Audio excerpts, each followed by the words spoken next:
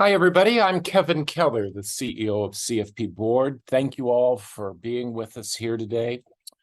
Joining us in Charleston, where we've just finished a board meeting, are two distinguished CFP professionals. Dan Moyzan, CFP, Chair of our Board of Directors, and Matt Borson, CFP, CFA as well.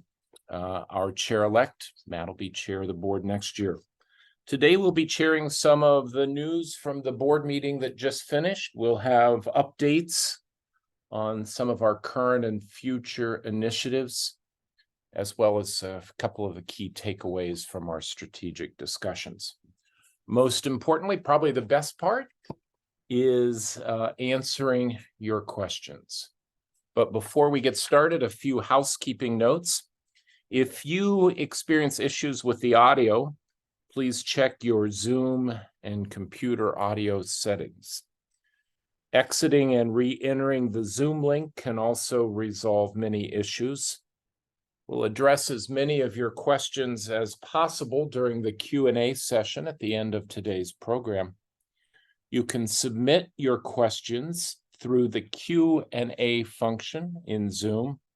So I think with that, let's go ahead and get started. Matt, you chair the nominating committee for 2023. I'll turn it over to you. Thank you, Kevin. And first, we'll start with a little bit of background.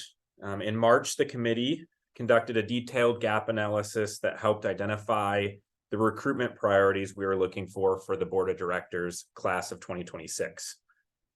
These priorities were a public member with a financial and regulatory or enforcement background, as well as a client-facing CFP practitioner. This year, the committee received and scored nearly 70 candidate applications. And then in July, the committee selected 13 candidates for Zoom interviews with the nominating committee. And then we shared that candidate information with the full board of directors. In October, we announced our new board of directors. And these three individuals selected, they bring a wealth of experience, deep commitment to the financial planning profession, as well as a passion for upholding high standards for ethics and professionalism. And so our CFP board's new board of directors are Malik Lee, CFP, Linda Lights, PhD, CFP, and Elise Walter. So Malik Lee, CFP, CAP, APMA, is a financial planner with nearly 2 decades of experience. He's the managing principal and founder of Felton and Peel Wealth Management, a full-service comprehensive firm specializing in serving underrepresented clients. Malik has served as chair of CFP Board's Council of Examinations, as well as he's written questions for the CFP exam. Linda Lights is a certified financial planner professional in Colorado Springs and has been a financial professional since 1979. She works with individuals and small businesses through Peace of Mind Financial Planning. She's also served as chair of the National Association of Personal Financial Advisors. She recently served on CFP Board's Standard Resource Commission as well. Elise Walter was the chair of the U.S. Securities and Exchange Commission from 2012 through 2013. Before Elise began her tenure as an SEC commissioner in 2008, she was senior executive vice president, regulatory policy and programs at FINRA. And she held the same role at NASD before its consolidation with NYSE member regulation in 2007. Elise is a public member of our board of directors, and public members bring a perspective to the decision and policy making of the organization that is certainly different than CFP certificate holders. Their service on the board serves to balance the organization's role to benefit the public while also advancing the interests of the profession. Public members are really important to the CFP certification program's accreditation. Since 1995, CFP Board has been accredited by the National Commission for Certifying Agencies, the NCCA. NCCA accreditation provides impartial third-party validation, and it engenders public confidence in the CFP certification. CFP certification is one of only a handful of financial services designations that have that NCCA accreditation. You know, Matt, our NCCA accreditation obligates us to have at least one public member, but CFP Board, the board of directors felt it was so important that our bylaws specify 2 public members, and I think right now we have 3 total public members. So they no doubt play a really important role. We just want to welcome all of the new members of the board of directors. Again, obviously, we value their unique insights, the experiences they'll bring to the table as we work to advance the financial planning profession. Their terms officially begin January 1 of the coming year, 2024, and will end on December 31st, 2026. On December 31 of this year, the terms of our current chair of the board, Dan Moisan, and Roberta Carmel and Alex Rosman will expire. On January 1, Matt, sitting here with us, will take the mantle of chair of the board, and Liz Miller, CFP, CFA, will be our 2024 chair-elect. That means she'll be chair of the board in 2025. In a few minutes, we're going to talk about the significant progress we've made so far this year to advance the financial planning profession. But I'd like to take a couple of minutes to thank Dan Moisan. Dan, you were one of the first people I met when I came to CFP Board a long time ago. Your steady hand, your seasoned leadership and extensive knowledge of financial planning, the profession, and CFP certification have played an important role in the progress. We appreciate how much you've given to us in terms of time, resources, knowledge, wisdom. You've been willing to step out front, put your personal reputation on the line if you thought it was the right thing to do, and be clear with us if you thought we were making a mistake. So thank you very much. Now, in recognition of Dan's service and many years of volunteer leadership, and in your honor, Dan, we're creating a scholarship in your name. We're calling it the Dan Moisan Scholarship. Dan, what do you think about that? Very clever. So thank you. It's very much appreciated. No, but as we were talking with you, it will support test preparation and exam fees for those pursuing CFP certification. You've had a long commitment to diversity and the advancement of women in the profession. Scholarships specifically will support women who are taking the CFP exam. Right here, you'll see a QR code. If you know Dan, many on this call do, I'm looking at the list of attendees, many of you know Dan. And if you would like to sponsor the scholarship, you can follow this QR code and make a contribution that will go toward the scholarship. So Dan, we're happy to do that. Thank you, Kevin. Thank you. The scholarship is fantastic. It's been an honor to serve as chair. I'm excited about the scholarship. Just want to remove one more barrier for ladies that want to become certified financial planner professionals. It's not easy. And that's why it means something. That's why it's important and why it has value.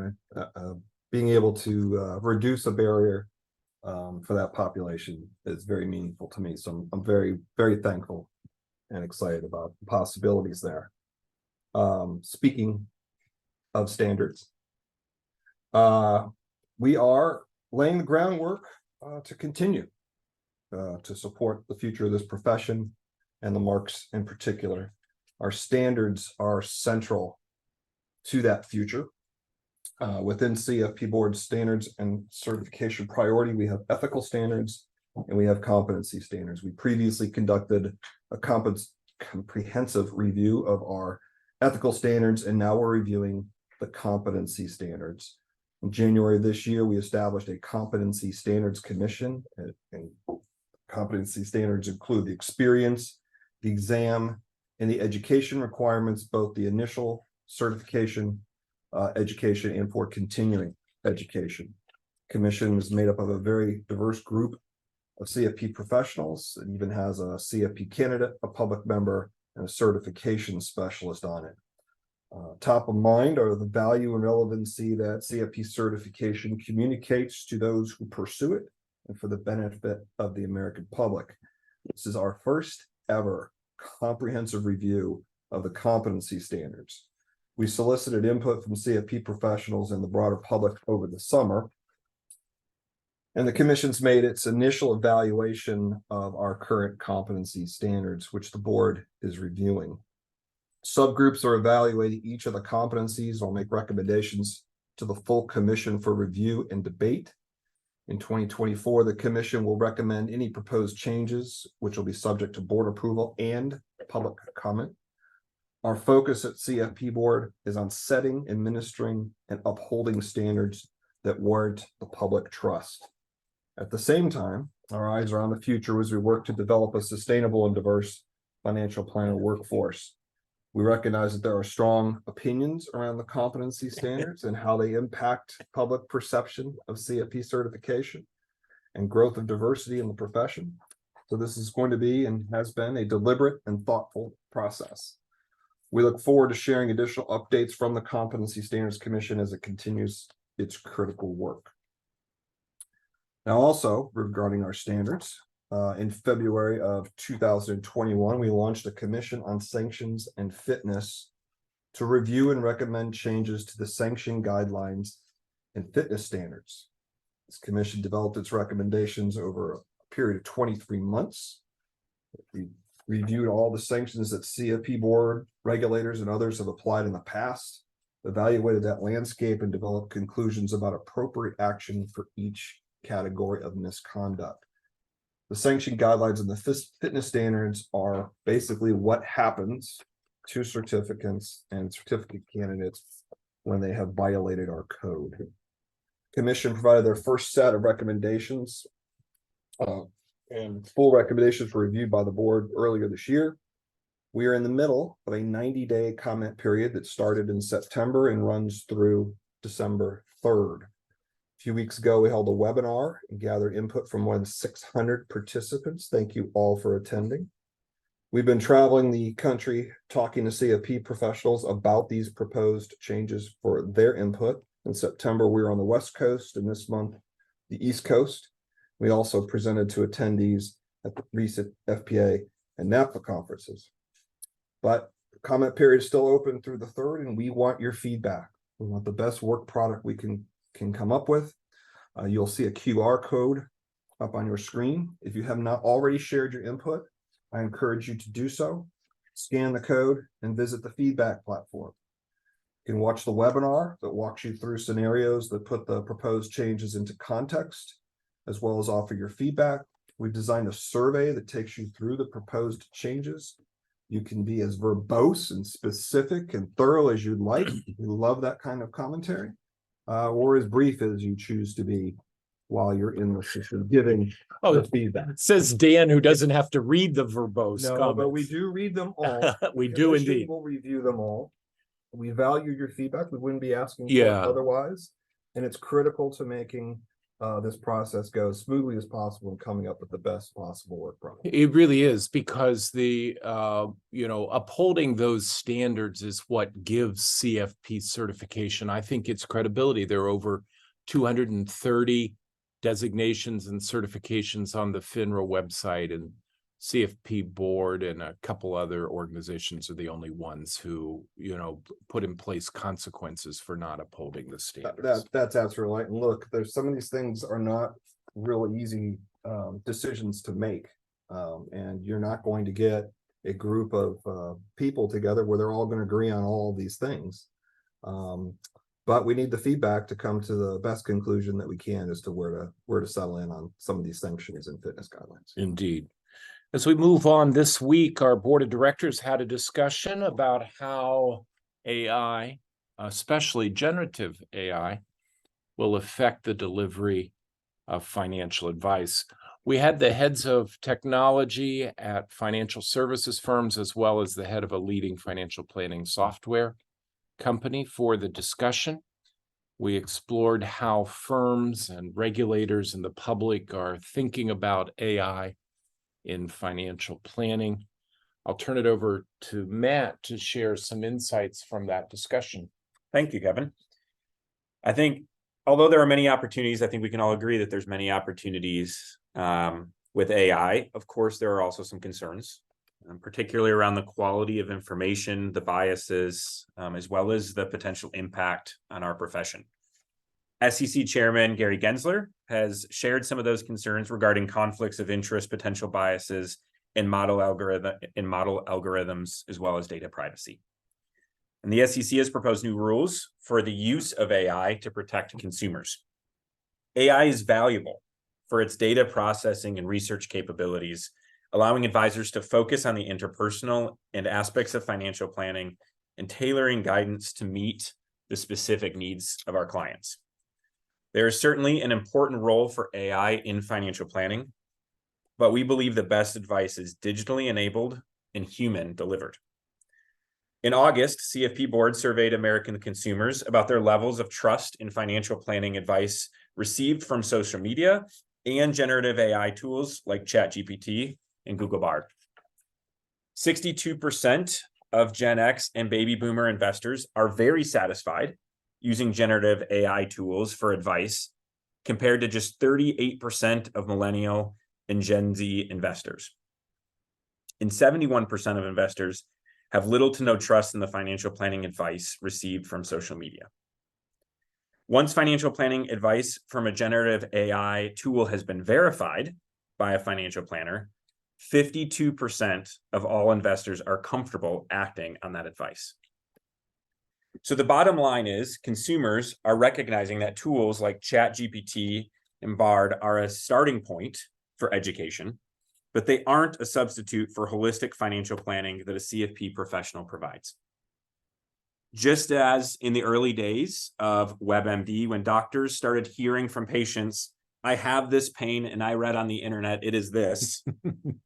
We do expect CFP professionals are going to be hearing about advice clients are receiving from AI. It's excellent news that so many consumers recognize the limitations of these tools. And so this research that we've conducted highlights how advisors, such as CFP professionals, are really the trusted source for financial information. You know, Matt, I sent a note to my doctor on her secure website, and I said, Kevin Googled ... So, you know, I can imagine her eyes rolling when she got that message. You know, this year, we're celebrating the 50th anniversary of CFP certification. It was back in October of 1973 when the College for Financial Planning awarded CFP certification to its initial class of graduates. Those 42 trailblazing men and women were the first specially trained in the professional discipline of financial planning. Thanks to the dedicated work of the profession's pioneers and so many leaders who've stepped up over the decades, CFP certification is now recognized as the standard for financial planning. Awareness of CFP certification and the value of having CFP has never been greater. And every year, a growing number of Americans recognize the fundamental difference that working with a competent, ethical CFP professional came to make in their lives. Now, there are, I believe, we've done the research, 2 members of that first class in 1973 that are still living and still a part of the CFP and the financial planning community. Joseph Ross, down in Florida, CFP, is the longest serving CFP professional. He's the only person out of that original class that's still active and still maintains his CFP certification. And Ben Coombs, someone who we've all known, Dan, for a long time, Yes. has been around. What did he say when we saw him at the FPA So conference? it's good to see you, Ben. He said, thank you. It's good to be seen. It's better than being viewed. So look, Ben's around. He's a CFP Board emeritus member. So he's no longer actively practicing CFP, but he still seemed pretty active when we saw him at the FPA conference. Wonderful man. On December 6th, next month, CFP Board will honor Joseph Ross and Ben Coombs at a golden anniversary gala celebrating our collective achievements and looking at the impact CFP certification has had and will have going forward. That afternoon on December 6th, gala attendees are also invited to a symposium focused on the future of financial planning. For more details on the gala, we still have a few tickets left if you would like to attend. Contact Dan Limbago. You'll see his email address at the bottom lower corner, Dan Limbago at cfpboard.org. The proceeds for the ticket sales will benefit two of our endowed scholarships, the LeCount Davis and the Women's Initiative Scholarship. And if you're a person for whom tax deductibility is an important consideration, I think this is worthy even without tax deductibility. But if that's important to you, all but $200 of the ticket price is tax deductible. Dan, back to you. Yep, and Mr. Davis will be there as well. Yes, LeCount Davis will also be there. LeCount is the first Black CFP, earned his certification in 1978. So it'll be a nice celebration. So over the 5 decades, CFP certification has become the standard for financial planning. This year, nearly 10,000 candidates sat for the CFP exam. That's the largest number of people to sit for the exam in any year in CFP Board history. We're also on the verge of a momentous achievement. Next year, we will have more than 100,000 active CFP professionals in the United States. Now, this extraordinary growth speaks volumes about the increasing recognition and demand for certified financial planning professionals. But our focus extends beyond the present. We're committed to building a robust talent pipeline that will underpin the future of the financial planning profession. When the board of directors adopted our strategic priorities in 2021, we also approved an ambitious future financial planner initiative to support workforce development. Now, as I mentioned, we'll cross 100,000 CFP professionals in 2024. But as we cast our gaze to the future, I'd also like to share some information about our growth trends during the last few years.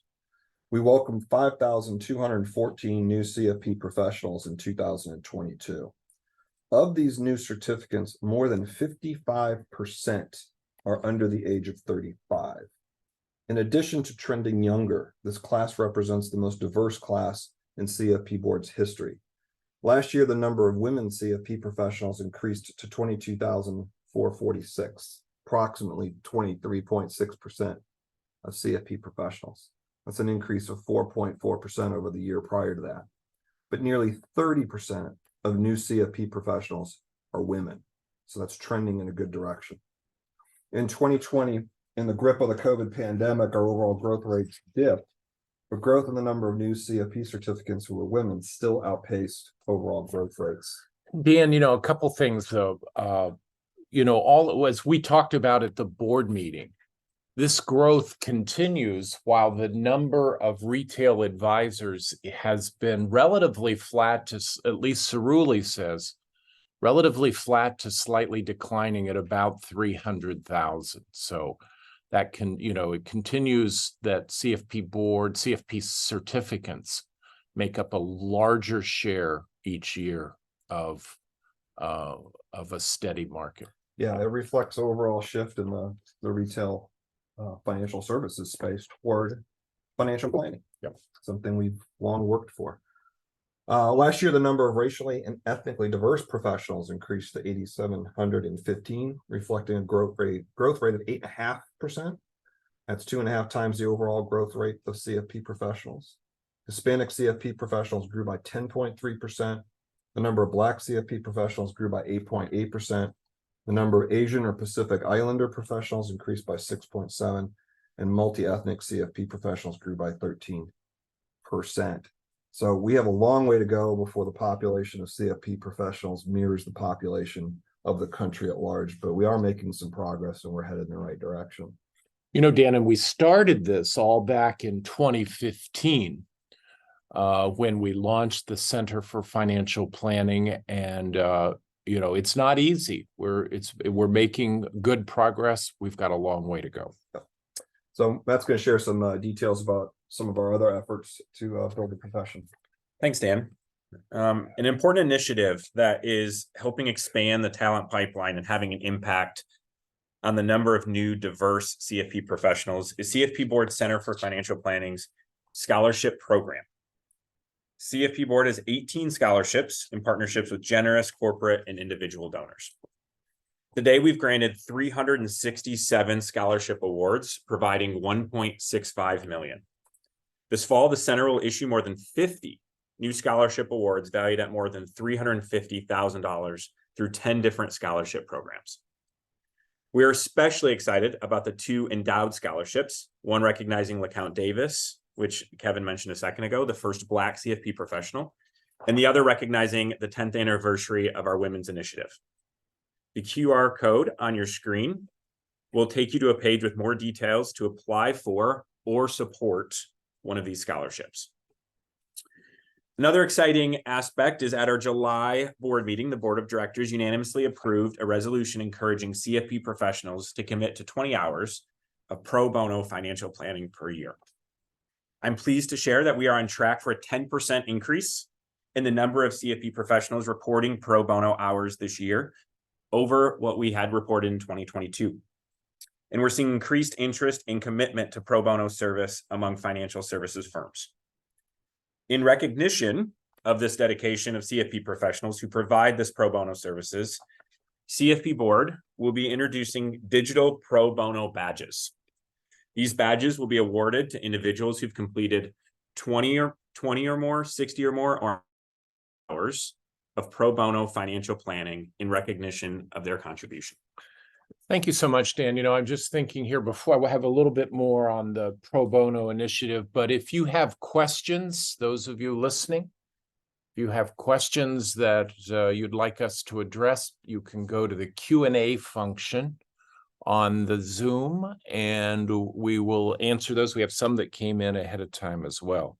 You know, regarding pro bono, an expanded commitment to pro bono service supports our ambitious vision to ensure that every American can access competent and ethical financial planning advice. Financial planning is an emerging profession, and there's much we can learn from those professions that are more established and have been around longer. The medical and legal fields have long-standing commitments to pro bono service that have elevated and enriched those professions. Building a culture of volunteerism is also essential as we work to attract service-minded young people to the profession. We're hearing anecdotally that young graduates from CFP Board registered programs are asking potential employers about pro bono opportunities as they're exploring where they want to begin their career. Yeah, and actually our resolution also encouraged employers to help make it possible for their employees to do the pro bono. Absolutely. Yeah. So if you're doing pro bono work, if you would please be sure to report your hours through the pro bono page on our website. It also comes up automatically at your time of renewal. to report hours. If you haven't done pro bono work before, we can help you get started. CFP Board is proud to partner with our friends at the Foundation for Financial Planning. In fact, they're co-located in our office in Washington. They can help make pro bono opportunities available or provide training and resources to CFP professionals. The foundation also has a National Volunteer Opportunity Clearinghouse.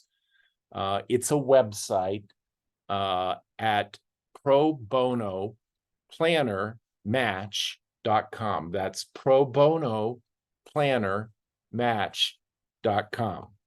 I encourage everyone to visit the resource section of CFP Board's website at cfp.net/pro bono. CFP Board's pro bono manager, we have a full-time person that helps identify and help CFP professionals. Her name is Molly Evans.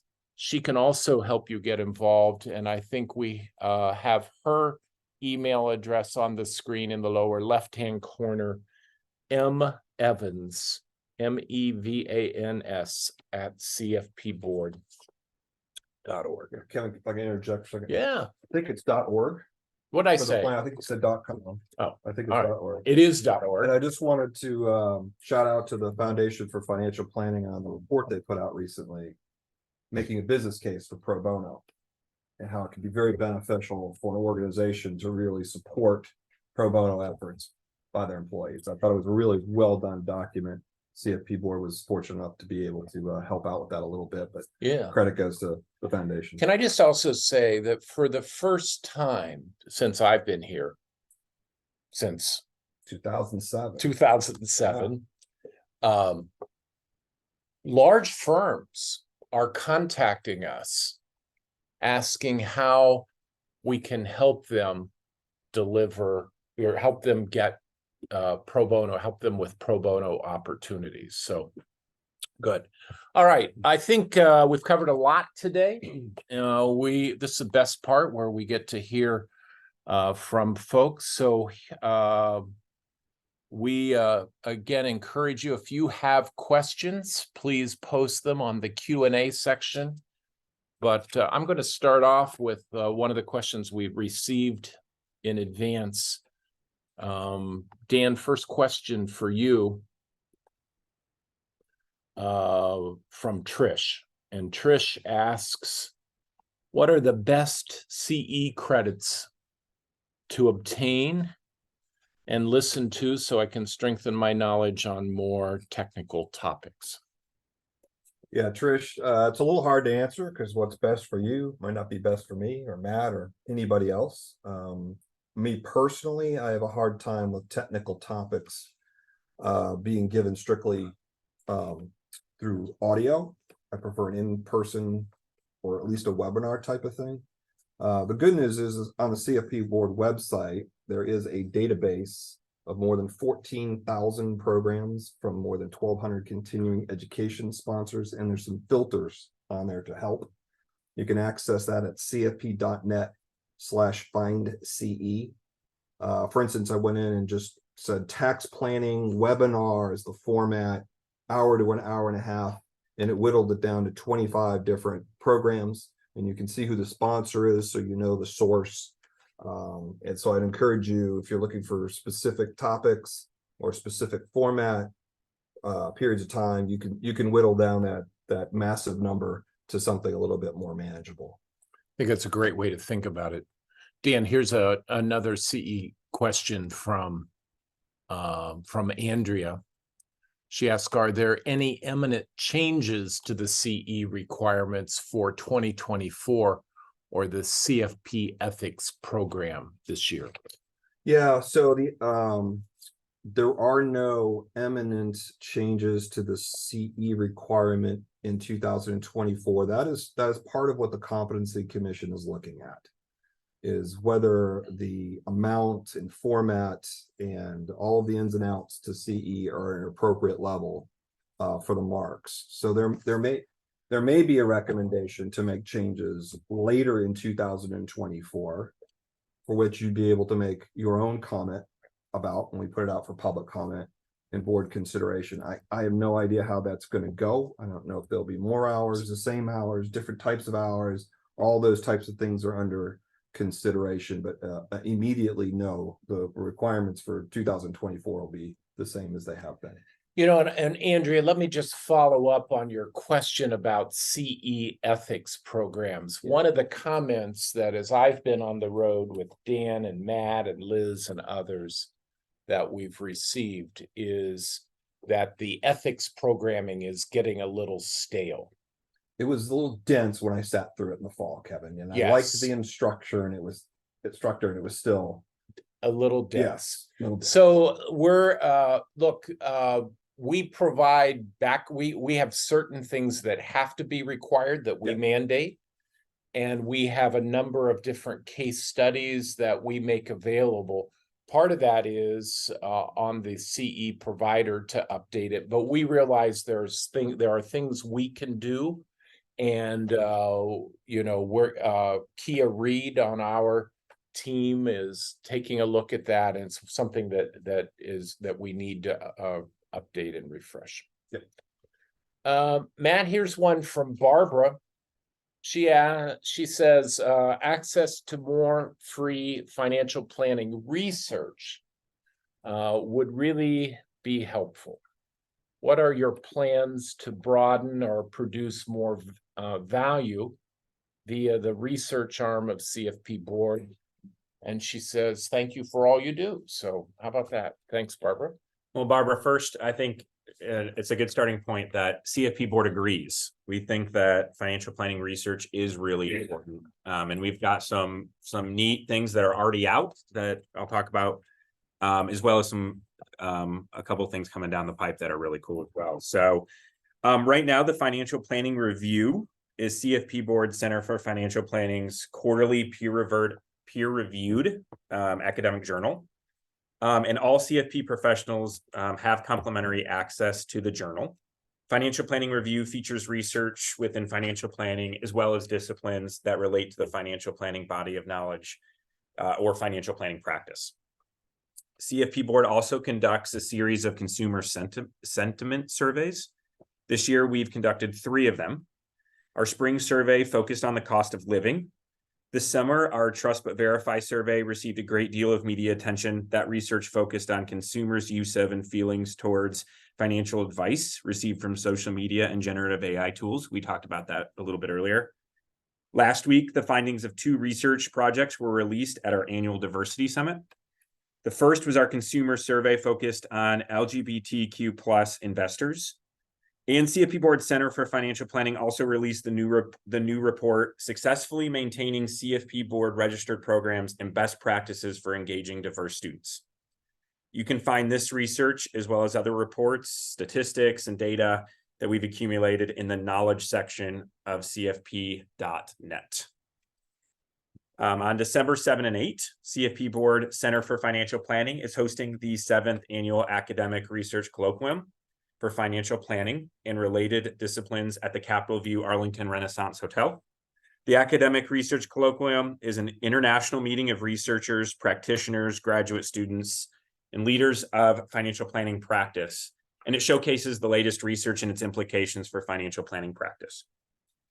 And last but not least, in terms of upcoming things that CFP Board is working on, we are launching a first-of-its-kind longitudinal study to showcase the value of working with a CFP professional. So stay tuned, Barbara, for that. There's more on that coming down soon. We're really excited about that.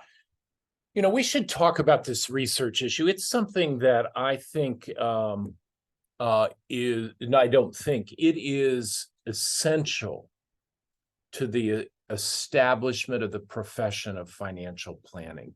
The established professions, and we have a question here from somebody asking about, Tom says that for over 30 years, financial planning has consistently been referred to as an emerging profession, including today. At what point do we stop being an emerging profession? One of the fundamental components of an established profession is academic research that's been subject to the rigor of double-blind, peer review, repeatable research. And much of financial planning, and you still hear it today. Well, my rule of thumb is, how many financial planners, Dan, have we heard say, my rule of thumb is this? We cannot build a profession on rules of thumb. And so this question is timely. It's why we're investing money in research. It's why I would suggest to Tom that we're not yet an established profession. We're getting there. CFP Board's playing an important role. Others are as well. There's another reason why it's so important. And that is, in order for us to more fully emerge as a profession, we're going to need more people graduating from baccalaureate programs. Well, in order to have graduates from baccalaureate programs, we need faculty to teach and lead these financial planning programs. And one of the challenges that we've had to date is that there really aren't a lot of opportunities. We hear the publish or perish. There aren't a lot of opportunities for faculty in financial planning to get the recognition they need for peer advancement and promotion. And so this research issue, I think, is one that's really is an important one. Let me go on to the next one. I've got a couple coming in here online. So Shane says, I passed the test in March, so I'm still new. Congratulations to Shane. My question is regarding a financial planning deliverable to clients. I do not believe there are any requirements regarding financial planning deliverables.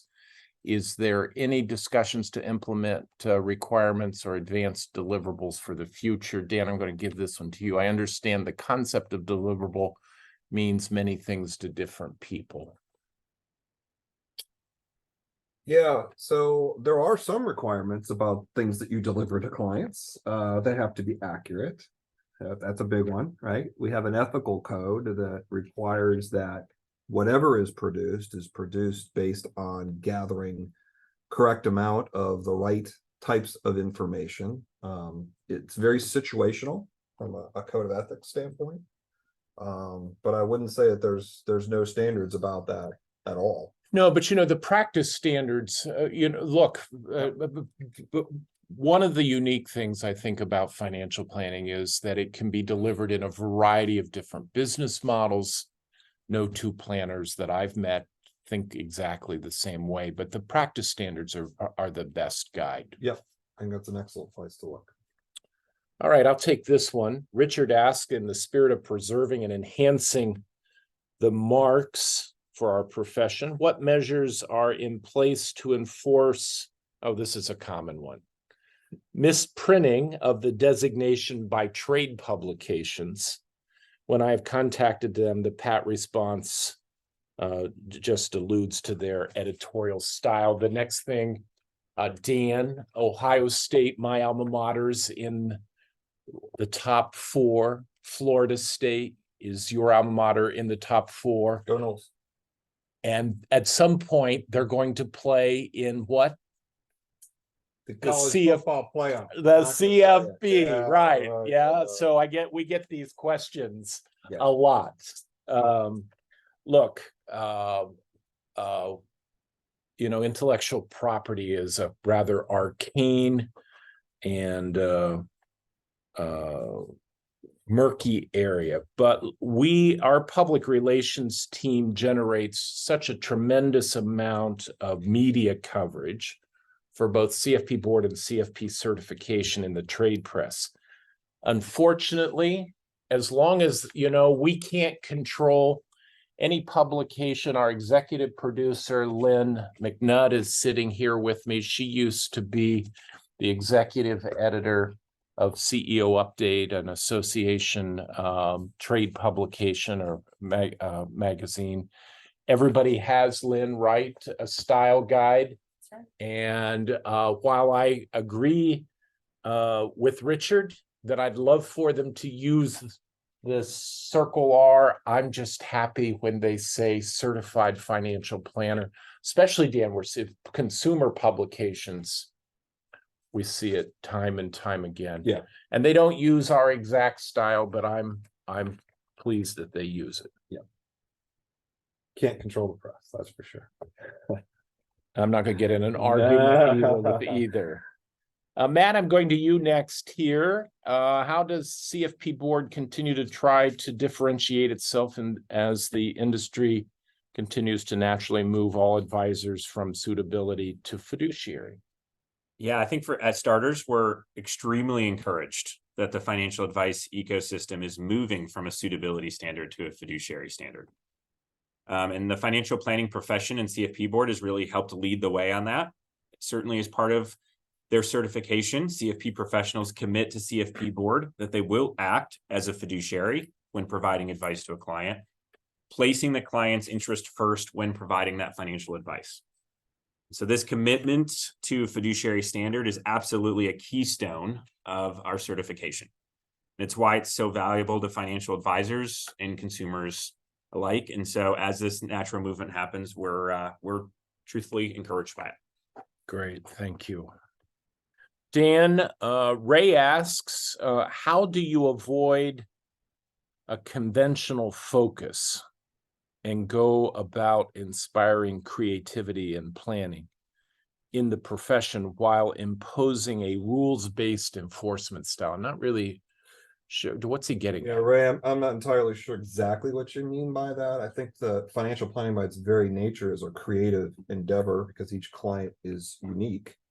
When we survey, I'll say this about our code and our enforcement. When we survey CFP professionals, they tell us over and over again the two things they want CFP Board to do more than anything else is to uphold our competency and ethical standards and increase public awareness of CFP certification. We're committed to maintaining an enforcement process that is credible to the public and fair to those whose conduct is being evaluated. The most effective role we can play in advancing the profession is to set high standards for competency and ethics, vigorously uphold those standards, and educate consumers about why they should choose a CFP professional.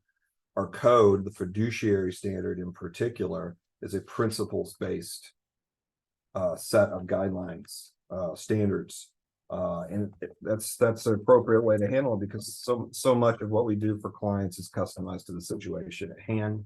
So you see things like the word sufficient and reasonable, and I understand some frustration. What does that mean? But those are the correct words to put in there. And if there's an issue that comes up, you need to remember that your behavior, your conduct will be judged by a group of your peers, financial CFP professionals, as to whether or not you met the principles embodied in that code. You know, Dan, I was talking with Michael Kitsis a few months ago, and he was telling me that people are scared to death of CFP Board and our enforcement process. And there are people out there seeking to profit by defending people who might come before CFP Board. But, you know, the thing is, in an effort to be more transparent, we're going to begin publishing the deck orders. I think we have already begun just this week, but to talk about that, why it's important. Yeah, I mean, it's funny you talk about it's not funny that there's people out there trying to profit from this. But there are folks out there that are trying to convince people that the CFP Board is something to be feared, that we're out of control and we're just going to be slapping all kind of sanctions on everybody for every little thing. That's just not the case. You know, there's also folks out there that don't think we do enough and we let everybody slide. So that's not the case either. And I think publishing these deck decisions is going to go a long way to showing that in a much better way than what the organization has done previously. You know, when the deck comes and determines that somebody has violated the code, and they determine that a public sanction of whatever severity is appropriate, we put out a press release to the public to let them know that this certified financial planner professional or candidate has done these things, and here's the sanction. And it's a pretty brief, it's a long paragraph, but it's a very brief little blurb about that case. Now, by publishing the full deck decisions, people will have a level of visibility into that process that's never existed before. It'll make, these things will make much more sense. There'll be much less wondering about how they got to this conclusion of a violation of the code and how they got to a conclusion about what the sanction should be. I think it's going to open CFP Board up to a lot of potential criticism. Bring it. That's great. All that does is it makes everybody more accountable. It heightens the level of understanding. If you have questions about, there's always questions about how would this be interpreted by the deck. We're going to have actual case decisions with a lot of information in there, and it's going to be much less of a mystery, which is something we've been starting to try to do, is to demystify to the extent that we can. It is a private proceeding, but the process is not confidential, right? Right. The results, whether it's a public sanction or not, confidential. And we're trying to turn on as many of these lights as possible while still preserving the confidential nature of the proceeding itself. So I applaud the deck and the staff for being willing to, open up the hood of the car and let people check out the engine and learn more about what goes on there. I think it's going to make people understand these things better. It's going to help them comply better. It's going to make the deck better. It's going to make the staff that help support the deck make those decisions better. I think it's all around, the pluses far and away outweigh any negative that might come from some criticism. Great. Thank you, Dan. Matt, question for you.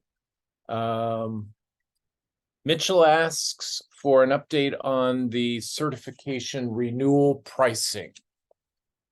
Thanks, Mitchell. I was actually the chair of the committee that researched this and started the process and made the final recommendation to the board, what started as a couple years ago.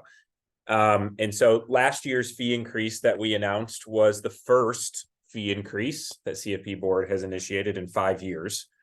And so let's take a step back and look at some of the background on that. And so in 2021, the board of directors adopted the framework for CFP Board's 2022 to 2026 5-year strategic plan. And that plan focused on a lot of ambitious new strategic priorities, which you can see, some of which are holdovers from before, consistency things that CFP Board will always continue to do, and some of them are new and exciting things. And so those included the standards and certification, access, awareness, community and regulatory engagement, as well as workforce development. One of the things, though, that the committee and especially the broader board as a whole felt very strongly about is when we went out with this increase of fees, is we wanted to be very transparent about where that fee increase was going to and what resources that was going to help fund. So we've talked about this a couple times here, but just as a review, out of that $100, $15 of that increase went to the public awareness campaign, which this was the first increase of the certification fee to fund that campaign since its launch in 2011. So it'd been a long time since we'd increased anything towards that. 35 of the $100 went to workforce development to support a national initiative to promote financial planning careers to college-bound students. $10 went to the Center for Financial Planning to support its initiatives that advance the profession, including development of new research, which we talked about a second ago, and resources to support the practice of financial planners. $20 went to the client impact research and practice resources to support the development of empirical longitudinal research studies to assess the impact that financial planning has on clients' well-being. We also talked about that and the importance of that a few minutes ago. And then $20 went to enforcement to safeguard the integrity of the CFP certification marks through CFP Board's work to uphold the code and standards. And Mitchell, part of the expectation with this too was we expect future increases will be smaller and at a more regular increment to keep pace with the rising costs that really every company and organization it faces. But we're not planning on doing $100 every single year. For instance, this was a little bit of a catch up with the strategic priorities in mind. Great, thank you very much, Matt. Dan, one final question for you. Beverly asks, what are your thoughts about the Financial Planning Association? Should CFP professionals be a part of it? Yes, Hard stop. Hard stop. Absolutely. Yeah, I've been a member of FPA since before it was FPA, back in the Institute of Certified Financial Planner days. The ICFP merged with the IAFP to form FPA back in 2000. Been a member of NAPA for 23 years. CFP Board strongly encourages CFP professionals to join a membership organization. They do a fantastic job of promoting the profession, providing network opportunities, many other benefits. And I unequivocally, without hesitation, say yes. Thanks, Dan. I'll take this last question. Jason says, what is CFP Board doing to promote the designation? Wow, that's a big one. Over the last 12 years, we've spent $150 million with the public awareness campaign. Our public relations efforts, again, it's almost impossible to pick up a consumer finance publication and not see a certified financial planner professional quoted in there. We continue with that campaign, and we use primarily TV. It's expensive. We'll spend almost $16 million last year, and we will spend that much or more in 2024. So we're almost out of time. We're coming up to the top of the hour here. Before we wrap up, I'd like to encourage everyone to connect with me on LinkedIn. You can use this QR code here. It's one of the most important communication channels we have when we have news at CFP, so I hope you would do that. I'd like to thank you for joining us here today. Matt, I'll let you have final words, and then Dan, this is your last Certificant Connection webinar. We'll let you have the final word after Matt, and then sign us off. All right. Thanks, Kevin. And I just think it's important to highlight that we are excited, really excited about the future and all the CFP Board initiatives that are advancing the profession. We're certainly grateful to everyone who has shared their time, energy, and other support to help us with these initiatives, and obviously appreciate you taking the time to spend the time with us today. Yeah, so the American public needs us more than ever before. Personal finance, my entire career has gotten nothing but more complex. And what CFP professionals do for their clients every day is of incredible value. It's astonishing to me that we're about to hit that 100,000 mark. The vast majority of CFP professionals are out there doing a fantastic job for their clients each and every day, helping them make better decisions about their finances, alleviating the stress that comes with that. We have an enforcement function. It definitely adds to the value of the marks, but let's not lose sight of the big picture. America is better off with more CFP professionals than less because they have high standards, they're held to them. We need to keep our focus on that, which we're going to do. I know Matt and Liz after him will keep the ball rolling on those efforts. America needs us. Thank you for doing the work that you do. Thank you for the support of the marks, and have a great day.